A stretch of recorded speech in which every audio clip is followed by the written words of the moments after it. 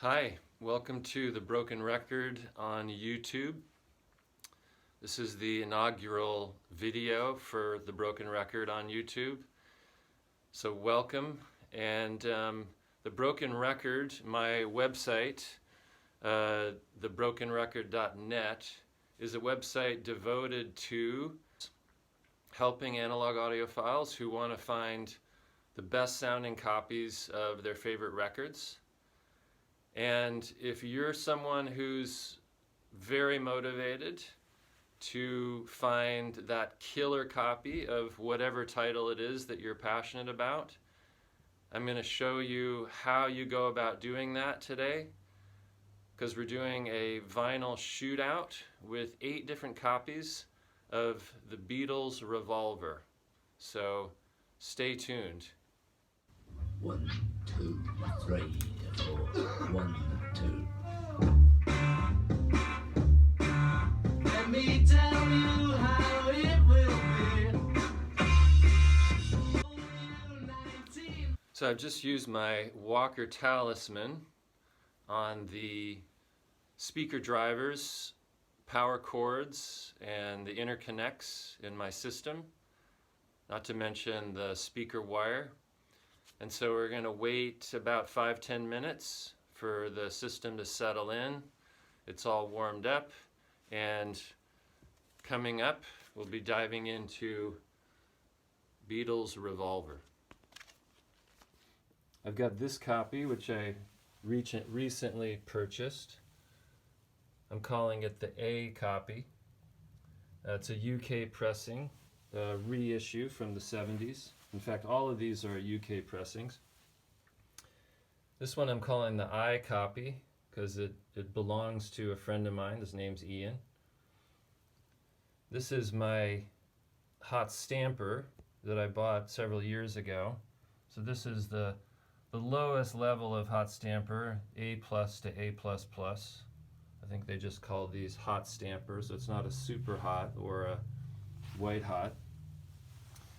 And then I've got on loan here 5 copies, all from Better Records, all cleaned by them, and already have already gone through a shootout, and all these records have already been graded by them, but I don't know any of the grades for these.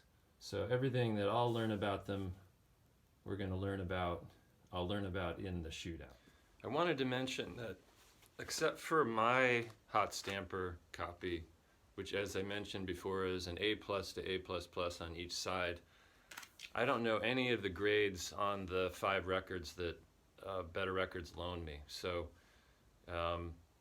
as far as I know, there's no hot stampers in the 5. As far as I know, they're all hot stampers. So I also want to mention that the matrices are almost identical on at least on one side for every single one of these copies, and the variations are only on the A side.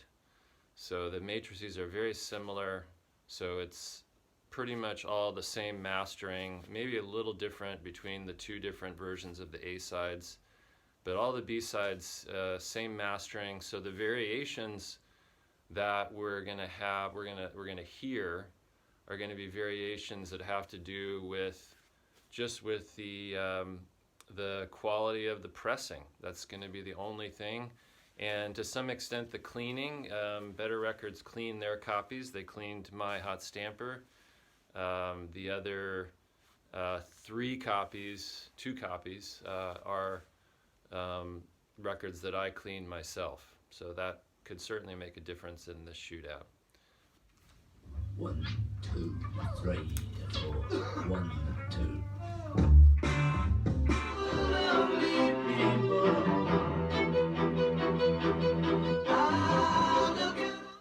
Alright, so I've played the first couple tracks on the first side of this hot stamper copy, and I've made some notes, and so it has good energy, pretty transparent sounding. I like the strings. It could be a little more open based on my experience with this record. Maybe a little bit of strain in the vocals. Overall, I'd say good vocal presence, but maybe a little bit of strain there. So definitely a great sounding copy and a great place to start. So now we're going to move on to the I copy, and we'll see what the I copy has in store for us. Let me tell you how it, ah, look at all the lovely people. So again, that was what I'm calling the I copy, my friend Ian's copy, and made some notes on that one. Also pretty open, but not as open as the Hot Stamper.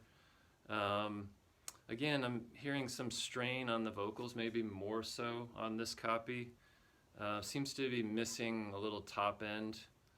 Hard to say if that's the record or the cleaning, since I cleaned this one. Pretty good weight, good energy, a good copy. Maybe not as good as the Hot Stamper. We're going to move on to the A copy, the one I recently bought. So we'll check that one out next and see where we're at. One thing that I can see already is that as I go through these and I hear more copies, I get more perspective on the copies I've already heard. So my views might change a little bit as we go along. So let's see what happens. 2, 3, 4, 1, 2. Ah, look at all the Well, this A copy was interesting. I had to go back and play it a couple times, and I think it's cut not quite as loud as the first two. The first two had the same, more or less the same stamper on the first side. This A copy has a different stamper, so I kept changing my notes. Anyhow, I'd be interested to see going forward, because I think many of the copies that Better Records loaned me have a more similar stamper to this one on the first side. So let's see what happens. We'll go to the Better Records #1 copy next. will be. There's one, look at all the lovely people. Okay, well, this #1 copy is by far the best one yet. Super open, super transparent, all the weight you want, vocal presence. When it came on, I don't know if you can tell from the video, but the sound just opens up and you hear everything in the sound stage. Everything feels connected.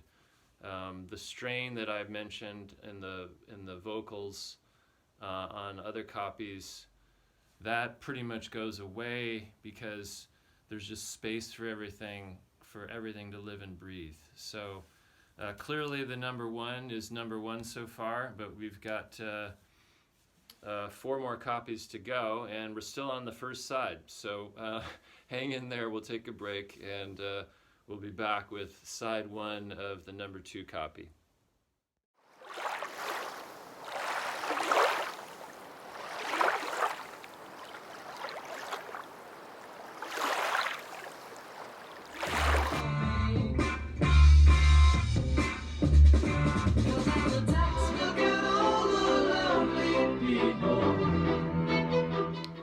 That was #2. Wow, really nice copy. I love the bass on this. Big open like the #1 copy. Really great energy. Maybe a little less transparent. I don't know, we'll have to circle back. Let's move on to #3. There's one for you, 19 for me. Oh, look at all the lovely people. That was 3. I didn't like that one as much. It had good energy, but not great. There's a bit again of that strain on the vocals. I think it needs a bit more bass. Pretty transparent though. Good but not great, I'd say, on that one. So we'll move on to number 4, see where we're at with that. There's one for you, Eleanor Rigby. Except All right, another winner, just a big open, nice top end. I guess one thing I'm getting with this is if the top end doesn't resolve really well, then there's that sound, that strain in the vocals that's just not as pleasing to listen to. Very transparent. I'll be interested to see how this copy does against the number 1 copy, which has been my favorite till now. All right, last copy, number 5. 'cause I'm the tax man. Yeah, I'm the tax. Eleanor Rigby. Picks up the rice in the Okay, number 5. Another good one. Boy, it's getting tough at this point. They're all sounding good to me now, but it feels like this one could use a little bit more bass, just not as weighty, but definitely good top end, transparent, fairly open.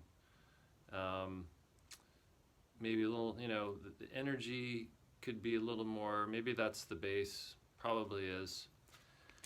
So we'll dive into side 2 coming up, and I think I'm gonna start with the A copy for this one. Use that as the jumping off point. So let's get started on side 2. good day, sunshine. Good day, sunshine. Good day, sunshine.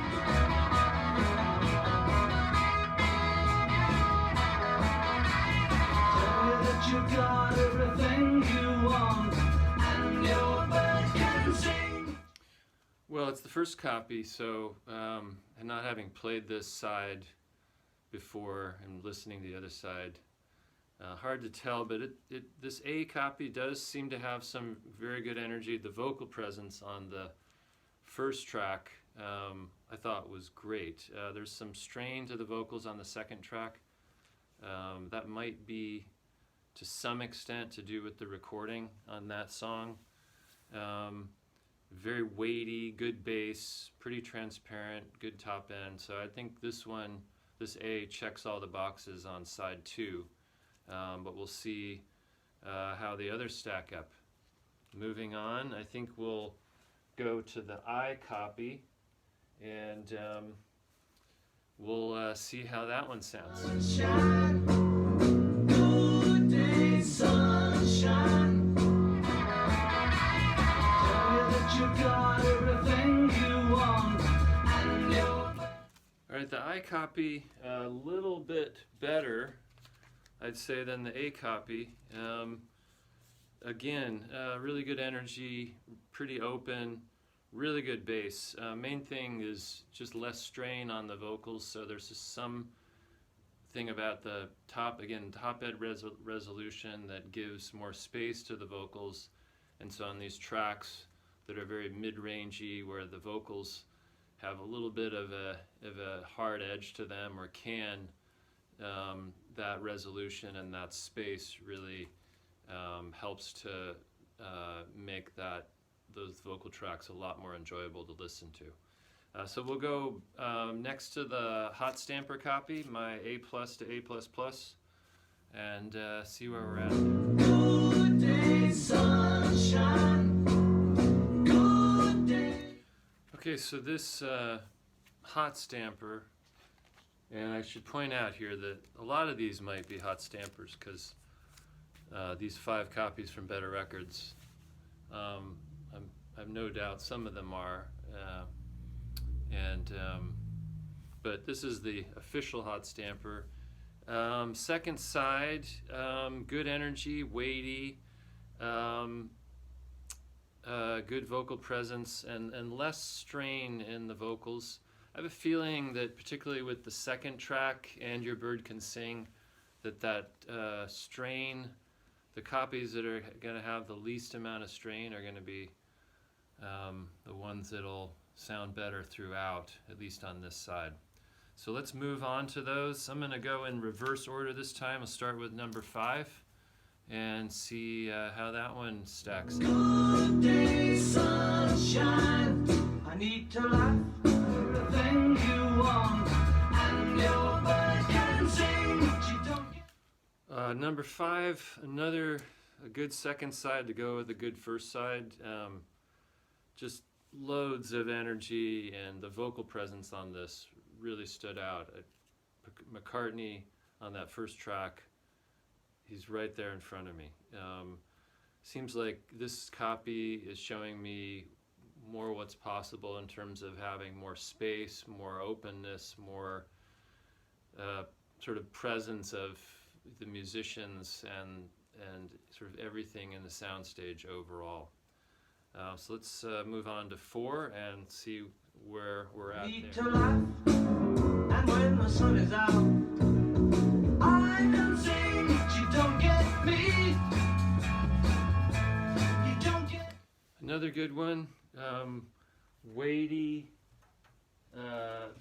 open, good vocal presence, maybe even better than the last one. Nice top end.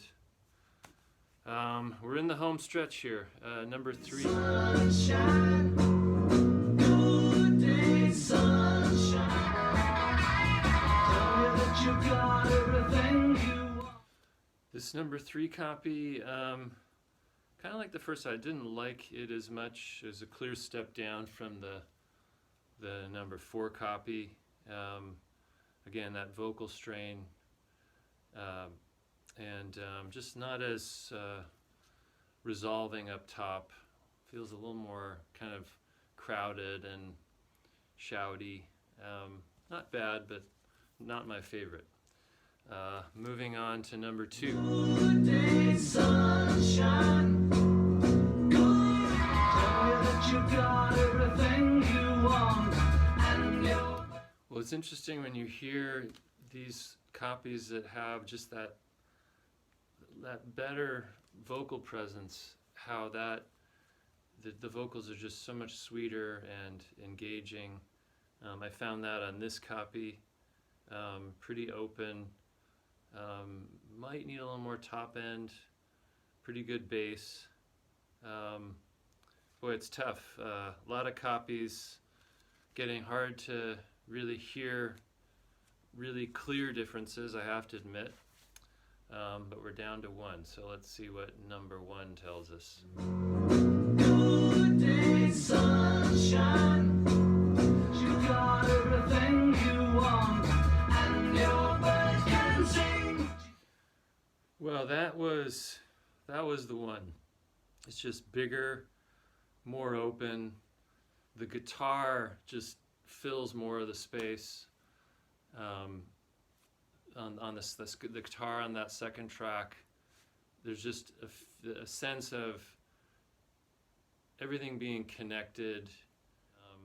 Definitely the best copy, and this had a very good side 1, so I'm guessing this number 1 copy is, if there's a white hot stamper in this stack from Better Records, then I'm gonna bet this is the one.